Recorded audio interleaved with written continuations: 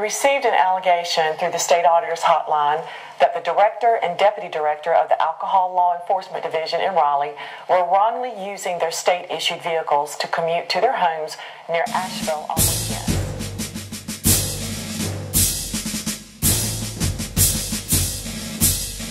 Such travel without a valid business reason is in violation of state policy.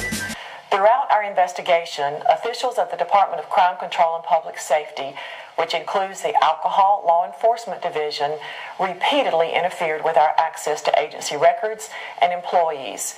State law requires agencies to provide us ready access to their records and personnel. The interference grew to the point that we consulted the Attorney General's office about issuing subpoenas to require the department to make their employees available for interviews.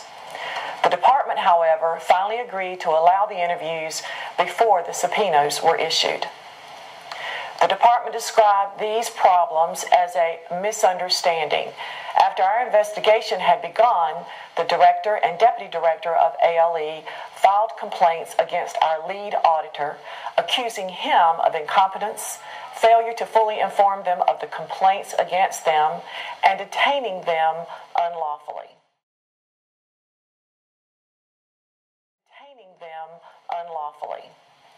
The director and deputy director also filed lengthy Freedom of Information requests demanding the personnel files on the auditors assigned to the investigation.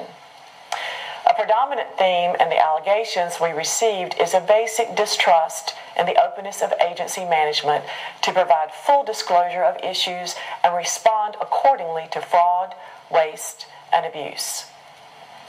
The actions of crime control management during this investigation served to underscore that perception. ALE officials were unable to document legitimate business purposes for the director and deputy director to commute home to Asheville on weekends in state vehicles. They offered information to justify the trips, but the documentation of business reasons for that travel was inadequate. Their use of the state-owned vehicles appears abusive, and we recommend that the department consider disciplinary action against the director and deputy director.